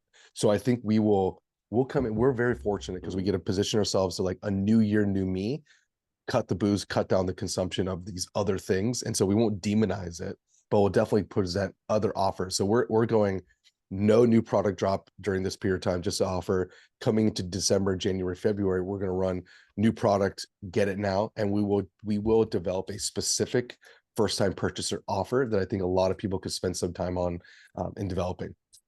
Amazing. Okay. So yeah, I mean, huge new product drop. That's definitely going to keep people in there. And look, as someone who's like an OG and in the D2C email and SMS marketing space, like how would you recommend brands stand out from all the noise, in customer inboxes during this time of year? It's such a good question because we're planning 38. We'll probably get to 40 something at the end of the whole thing. So we'll do a warm-up session. So this is kind of like a little bit, we'll do a warm-up session this week and next week, asking people to reply back to you and kind of being a little bit needy. Like we're going to be a little bit needy to our most engaged list, our 30-day, 60-day buyers, because I want them to reply back because I need to inbox. If I hit promotions tab, it's okay especially because most people are opening on mobile, but I think you have to get them to be replying to your messages now and next week so that when the actual offer goes live for whoever's on the page or whoever's on the call right now, they're able to actually get the offer. So I do think it's a mixture of, I'm sending at non-normal time. So we'll be sending early in the morning. So that we're in the inbox, depending on the geo. And then we're asking people to kind of reply back to it to get a special discount. So those will be the tactics that we're playing. Outside of this, I do think it's a volume moment. I know people are going to get absolutely murdered. So it's a day-to-day monitoring of performance for sure. All right. And the last one, like what general advice would you have for brands, as they approach BFCM? What type of mentality should they go into? What should they be doing? I think so first I'll speak out of both sides of my mouth. Don't get FOMO that if you don't have an offer to give and you don't do a promo, don't feel bad. Because if you can't honestly afford it, if you don't have the inventory for it, or if your brand doesn't make sense to run an offer, don't feel like you have to pull something out of your butt just to kind of participate with the rest of the group. And also know that if you can create something, if you can go deep and find something that's valuable to your consumers, or find inventory that can be moved, or if you, as long as you don't pull inventory purchase too forward, participate. Again, it is a cultural thing that us as Americans and now around the world will participate in for no other reason than like so-and-so's doing it. And I think that's something special that you have to tap into those moments. Awesome. Nick, thank you so much, man. It was definitely a lot of knowledge bombs being dropped. Where can people find you? I am Shackelford on Twitter. That is the most active area. Then LinkedIn, you can find me just with Nick Shackelford. So thanks for the time. And also thank you guys for saving our butts. You got it, man. Thank you for being the best. All right. Next up, we have Sakshi Jain from Loop. So Sakshi is the Chief Growth Officer at Loop, where she leads growth and partnership strategy for a premier subscription platform serving D2C brands across supplements, beauty, fitness, beverages, and more. Sakshi empowers brands to increase customer retention by converting buyers into subscribers and reducing cancellations. A current executive member at Pavilion and part of CMO Huddles, Sakshi brings a wealth of expertise in fostering sustainable growth for digital-first businesses and driving impactful customer relationships. Welcome, Sakshi. Thank you so much, Dave, for having me here and for that wonderful introduction. I'm just sharing my screen. Let me know once it's visible. Yep, we see it. Perfect. So hi, everyone. Good to meet you all here. Those of you who don't know about Loop, we are a native Shopify subscriptions app, currently powering subscriptions for brands like Four Sigmatic, OCM Malibu, Women's Skincare, Just Thrive, and many more. For this BFCM season, I would say not just survive, but thrive. Let's see how are we going to do that. BFCM is no doubt the biggest event for brands, and you're going to be spending a lot of money during this season. So instead of just focusing on one-time buyers, how about we focus on acquiring subscribers and build customer loyalty that goes beyond the holiday season?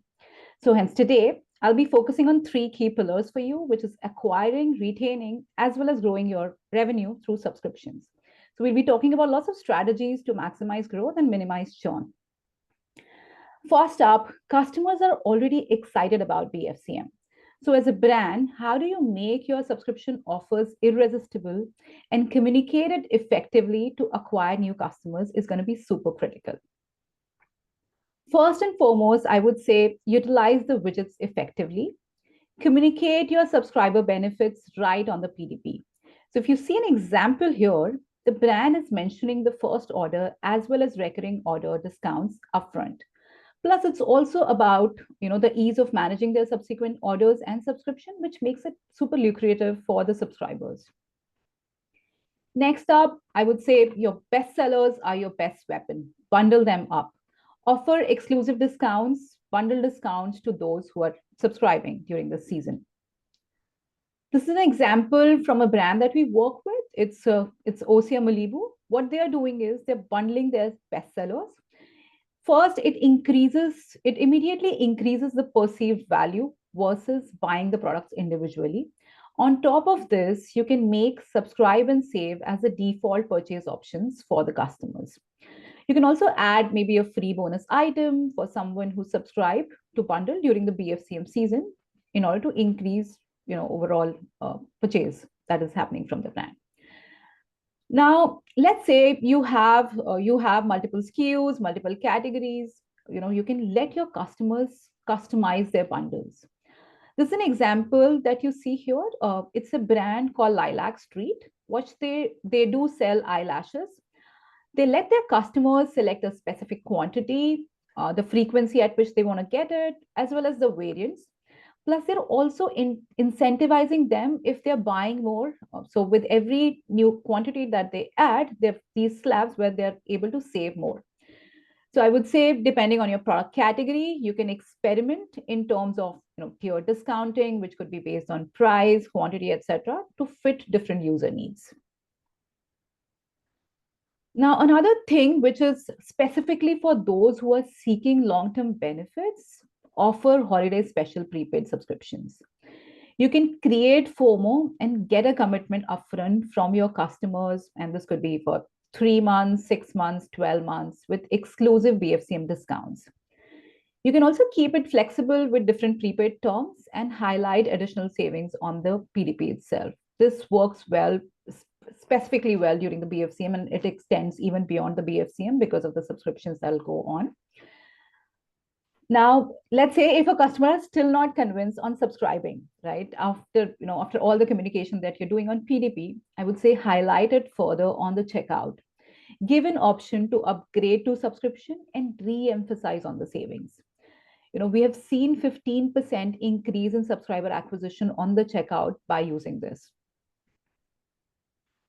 Last bit I would say to acquire your customers is introduce gift subscriptions, especially because this is the holiday season, and for product categories, if you're in categories like flowers, food and beverage, consumables, pet supplies, etc., this works really well.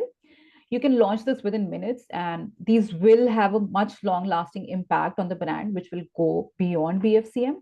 You can also create holiday-specific packaging, email templates, etc., to give that extra special touch during the season and convert your existing customers into brand advocates, where they're sending these as gift subscriptions to their friends and family. Now, as you acquire new subscribers, it is also very, very important to ensure that you have the right retention engine built. And I loved what Chris was sharing earlier on, that it is so important to take care of your members and your subscriber first before you go on acquiring new customers. So few things that every brand should do, and also because every other brand would be trying to target customers, and the promotions and the deals and pricings are very, very tempting for the customers also to explore other options. So I would say it's very critical to focus on your existing subscribers. In addition to the strategies that I shared earlier on, there are a few more things that you should do. First, send them free special BFCM gift for their loyalty to your existing subscriber. Communicate this upfront on the portal, in their upcoming order emails, notifications. Keep them engaged even during the season as you acquire new customers. Also show off their upcoming rewards on the subscriber portal. So basically, as they progress in their journey, keep them engaged. So it's not just about that initial one-time discount, but also where they are on their journey and their progress. So the example that you see here is of Four Sigmatic and how they're leveraging these dynamic banners from Loop to power this whole experience for their subscribers. Brands can send in, surprise gifts, exclusive holiday boxes, as a thank you to their loyal subscribers. And this could be done with proper segmentation. So someone who has done, let's say, 10 orders, spent $1,000 versus somebody who's done 5 orders, spent $500. You can offer them completely different rewards and communicate them upfront on their portal and also in their upcoming order emails. Now, as you are acquiring and retaining your existing customers, it is also, you would want to maximize the value that you're going to get from these subscribers. So it's very important to elevate their overall experience by focusing on the growth. I would say brands would continue to deliver value to subscribers, which would go even beyond BFCM.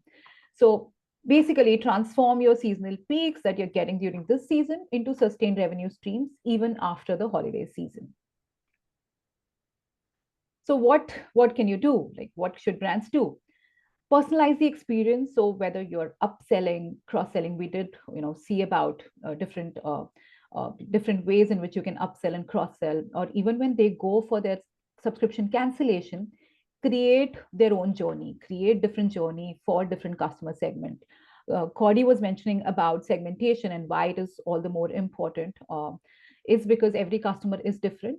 So based on their past orders, the amount of money that they have spent, any specific subscription plan they are on, any specific product they are on, you can offer targeted upsell. Give them an option to add a new product as one time or as a subscription with exclusive discount in order to have a higher LTV. The other thing, and Nick was also mentioning about it, that using these banners effectively on the subscriber portals for any of your new product releases, give your subscribers an exclusive access to this, which can happen before the BFCM itself on the new product releases. This is a brand called Good Protein that did this exclusive product drop during the BFCM season last year, and they saw 15% uptick in subscription revenue through the upselling through the subscriber portal where they use this banner. So key is to make your subscribers feel special during this holiday season. Similarly, you can also give member-only deals and limited time editions items to just the subscribers, give them steeper discounts. This could be on select few items, plus create that FOMO that they would want to act quickly. Send them updates, like communication, again, is the key. Don't shy away from sending more updates. Send them updates on limited stock is left, subscribe now or buy now, and increase that engagement during the season.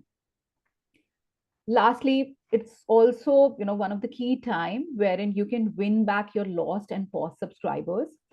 Your focus should be on utilizing the data effectively, see and segment and conquer your lost and paused subscribers, identify when and why they cancel, and run specific win back campaigns using quick action URLs where with exclusive BFCM discounts.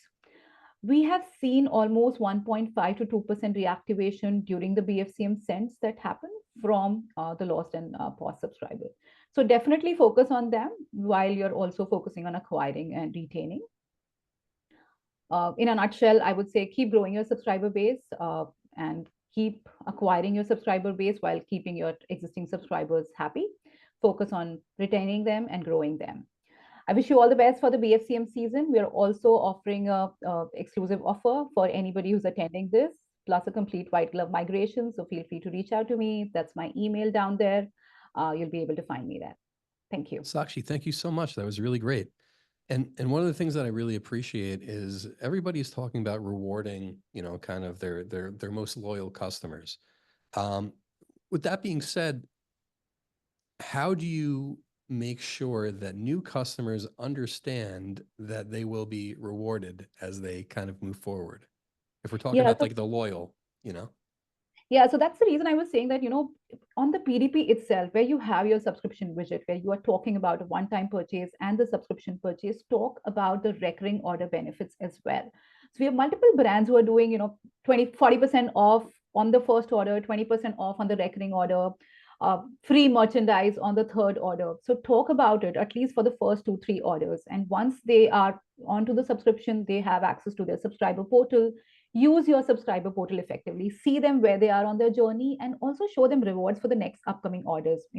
Maybe they're on their 5th order, show them that this is what they're going to get on the 6th order. And hey, you're just 1 order away from the additional 10% discount that we have added.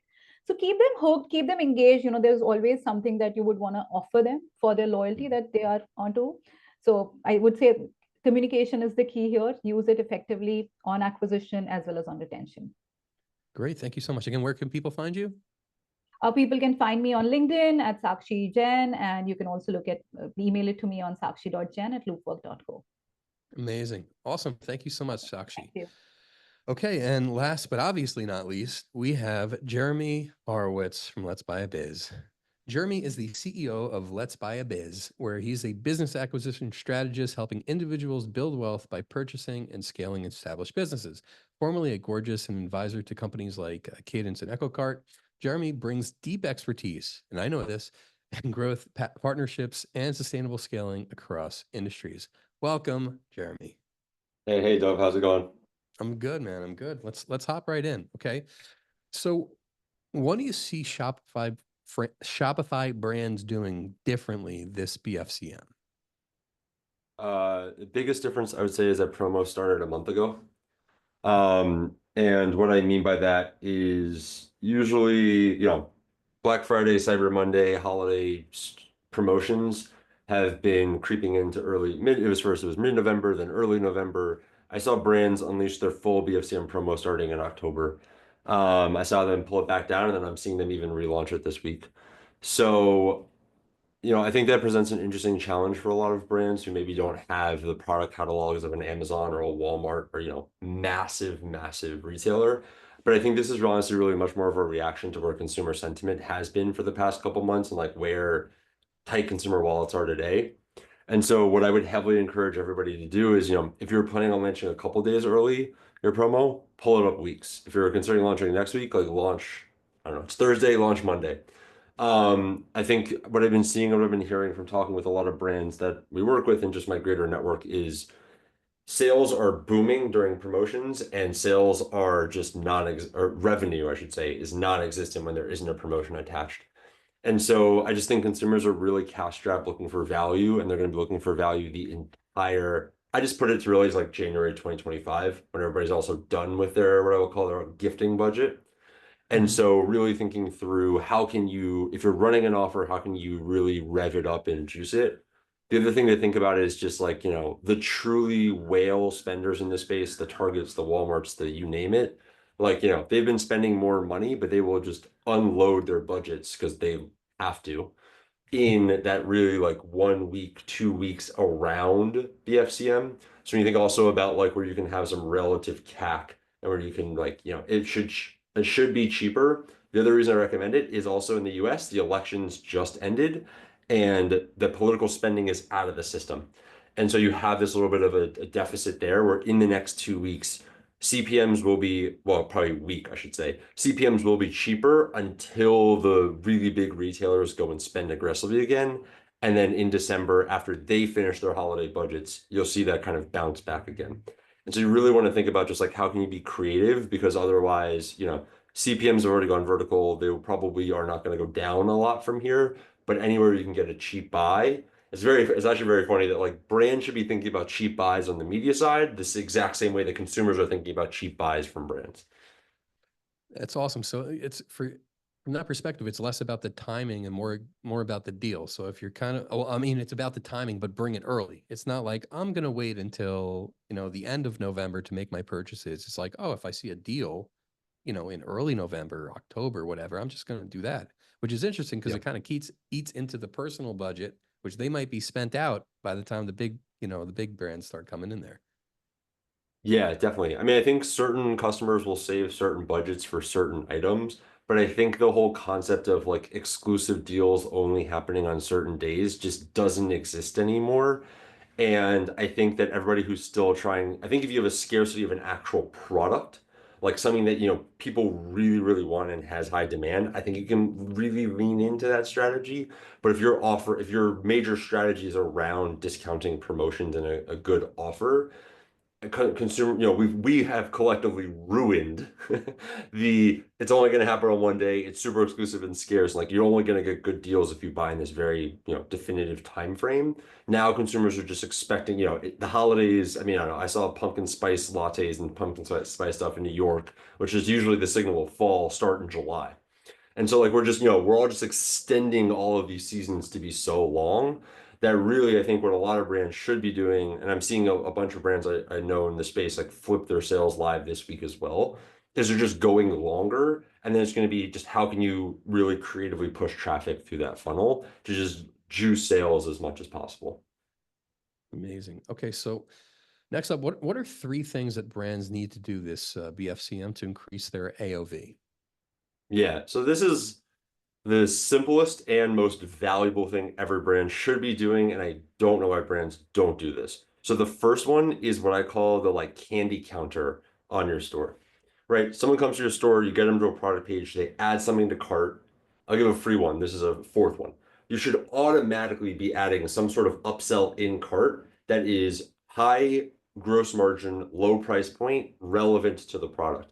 Right, if I'm going on and adding a $100 hoodie on your site, I should not be seeing a $1,400 jacket. I should be seeing like a $20 t-shirt or, you know, something that like is an easy add-on. This is the actual tip though. In the cart, in the checkout, like literally where I'm plugging in my shipping and my checkout and my billing and all that other information. If you're on Shopify Plus, you can customize that checkout to put in another offer right there. And that's why I call it like a candy counter. Impulse purchase, super simple. I don't have to think about it. No product variants, widely applicable. Like, you know, for holidays specifically, it should be a stocking stuffer. Something that, you know, I got to get a work friend, a gift for a party, you know, whatever, a Secret Santa, white elephant, whatever you're going to go do. But it's $15. It's something that's like pretty widely, like, you know, it's easy. I don't have to like put a lot of thought into it. Simple purchase. Why this really matters is if you do both of those things really well in checkout and then also in cart, you'll have super low take rates. Like 5 to 10% is great. And you'll be really excited about that. Why it matters is you spent no additional marketing dollars And if you pick 2 high gross margin products, you can discount them aggressively, 20, 30, 50% off if you take this in the checkout and it's a one-time offer. But it adds an insane amount of margin post your COGS and your ad spend onto your P&L. And so you can move a lot of inventory that isn't your hero products, that may not be your best sellers, but it adds a really thick layer of margin that when you're already discounting so many things so heavily down, this can be the difference between, we eke out barely a profit on our offer once we consider ad spend and everything else, to we have a nice healthy margin, 5, 10, 20%, that we can actually go use and recycle that cash, or, for everybody who actually wants to put some of that profit into their pocket, do that. So that'd be the first one, right? Really optimize those things. Part 2, best practices is to exclude all of your previous purchasers from your email and SMS into the campaigns you send for the rest of the holiday period. While you do that, create a flow in whatever email and SMS provider you're using. I call this the Ezra Firestone, and send them another promotion. Hey, we love you. Thank you so much. You're our best customers. Here's another offer. I know this technically isn't AOV, but if you think about it, that same customer, X percentage of them will take an offer. And it's actually a very interesting, recurring thing where, 100 customers buy, maybe 10 to 20% take the first offer. You can actually do it over and over and over again, and you'll find like this very small percentage of customers might actually spend thousands of dollars from your store if you just keep giving them offers and keep giving them stuff to buy. So just because people buy, don't just put them on ice, right? Like if you send better offers, you obviously can't send the better offer to the customer who just made a purchase because your CS team is going to hate you. But what you can do is you can exclude them out and just send them a different variation, a gift with purchase, a little bit of an extra incentive, some other thing that's like, okay, I'm excited about this. My credit card's already out, right? I already made the decision to buy, and now I'm going to go buy more. And this is the time of year where you're going to have so much traffic and volume through your site that it's irresponsible not to do this. Because, setting up a flow in whatever email tool you use, which is honestly really simple. It's basically just cloning your post-purchase flow and tweaking it for the holiday, which please do that also as well. But if you just do that, you're already going to make more, I'm going to twist your question of a profit per customer. And so I think that's the really important and really big second piece. The third piece, it's a little late for this, so you could do this as what I would call a soft bundle. It's gonna be hard to take pictures and merchandise this, is just create another bundle on what you offer. And if you have a lot of what I would call hero SKU or single purchase products, coffee, beauty cosmetics, things that I buy that I maybe don't buy 17 things from you, just give me an offer to go buy more of the stuff.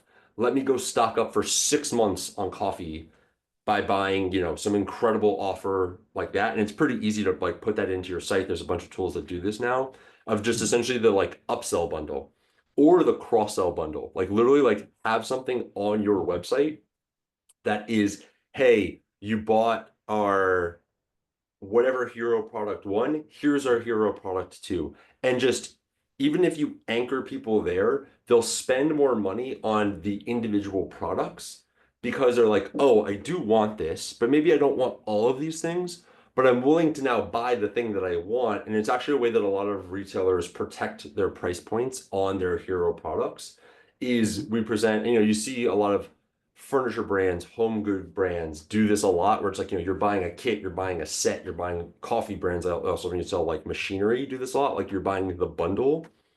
And then, hey, actually, I really just want that thing in there. You may not have to actually discount that down as much, or even if you end up doing it, because it's probably simpler at this point in the year to just, shoot first, aim later. You can just sell a lot more stuff because the people who do take the bundle, you'll have a higher gross margin per purchase. And why that's super important is that even if you keep, let's say that you have an average of a 50% gross margin, if a customer comes in and they're going to buy something for $100, you're going to keep $50. But if we get our combined gross margin, if we get our combined purchase to $200, even with a deep discount, you're now getting them to spend $100. And that $50 difference between scenario A and scenario B is a difference between you can go spend $20 to $30 more on CAC. You can go give other types of incentives. You can go give all of these different things.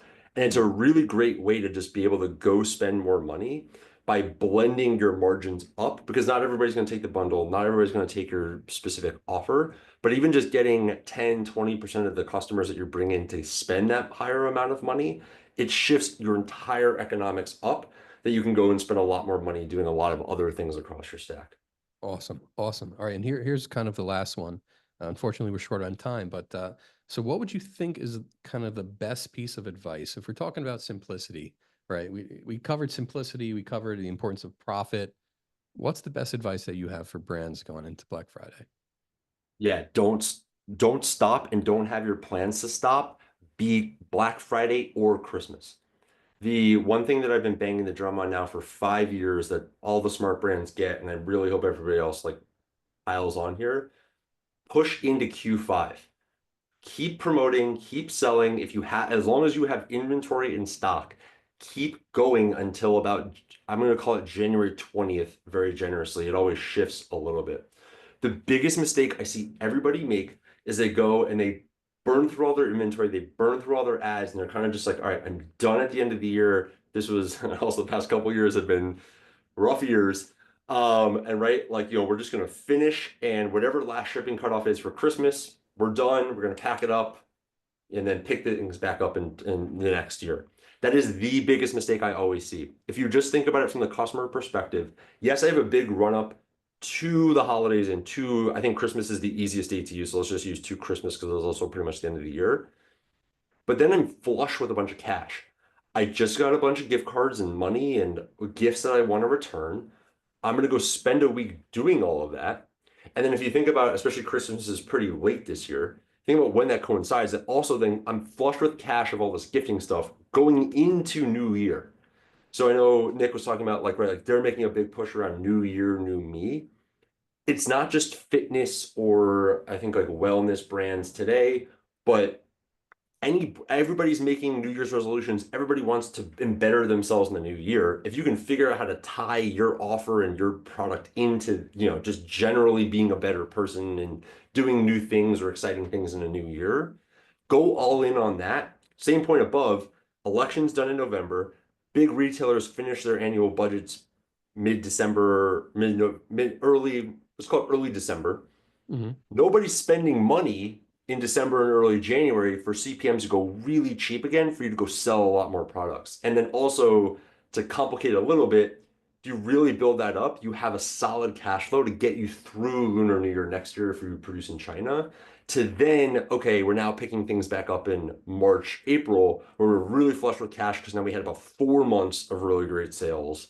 Yeah. We sold through all of our inventory. We worked everything out with China to be ready. And then we're moving into late Q1, early Q2, really flush with cash. We pay our taxes, and then we kick off into summer.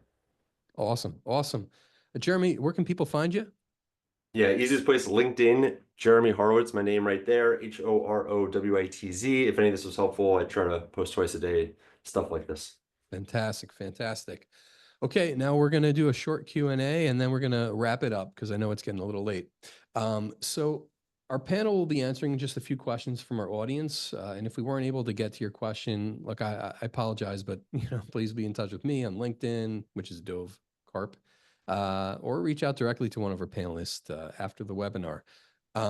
So the first question that I think we're gonna go through, let me just pull it up, is what are the most effective ways that we can use AI and maybe automation this Black Friday? By the way, anybody can answer or chime in, feel free. I'll go jump first. in. Go Okay, ahead. go ahead. Sorry, Chris, go ahead. Just to echo what Cody and Nick and everyone else has said, you can really up your volume game. You want more emails, more messaging, more communication. AI allows you to do that. So it's almost like you got one or two more copywriters, marketers on your team. So use it to your advantage. Here's anything else? Yeah, I think in around communications is important to have some kind of engagement with a user to at least give the perception that they're talking to a person or talking to a live agent. I know that, most people have already kind of been accustomed to talking to AI agents, but it's getting to the point where it's kind of hard to differentiate. So that's one. And obviously the second one, which I'm a little bit biased about, is to manage chargeback chargebacks in general. So using an automated AI solution to collect all the various disputes, all the various evidence that's required, submit them. It's a very time-consuming manual process that using an AI-based solution to basically take that off the table and not have to worry about that operationally is another excellent use case for AI solutions. Nice. And here's a second question about, we have I guess, yeah. One other point is one thing you could do once you have all the information that you already have on customers, especially brands that are that have, let's say, long relationships with customers. On the second and further purchases, you can really take all the information you have about the customer and present, first of all, laser focused offers for them, but you can also write the offer directly to them. Make it personal, make it based on what they purchased before, make it, if you have more information about them through either meta fields or anything like that, the more information you have, you can make the offer more personal to that person. You can, ask the AI if it's, I don't know, a specific state or a city or a specific location, try to write to that specific area based on information to that. These things can really impact conversion rate throughout the purchase journey. We're working on some engine to do that, but I know other tools are also doing that through either email marketing or even earlier in the funnel when they first visit the store. Okay, and then here's kind of the last question. We spoke about it with a couple of people, in the panel, but I'm going to open it up to everybody. When it comes to retention and it comes to kind of expanding, right? There's going to be a big peak at this time of year, and then there's a drop off. So what are some strategies maybe that you haven't heard over the past, hour and a half, 2 hours that you thought about increasing retention? How do we keep these people engaged? How do we keep them moving forward as opposed to like one-time buyers?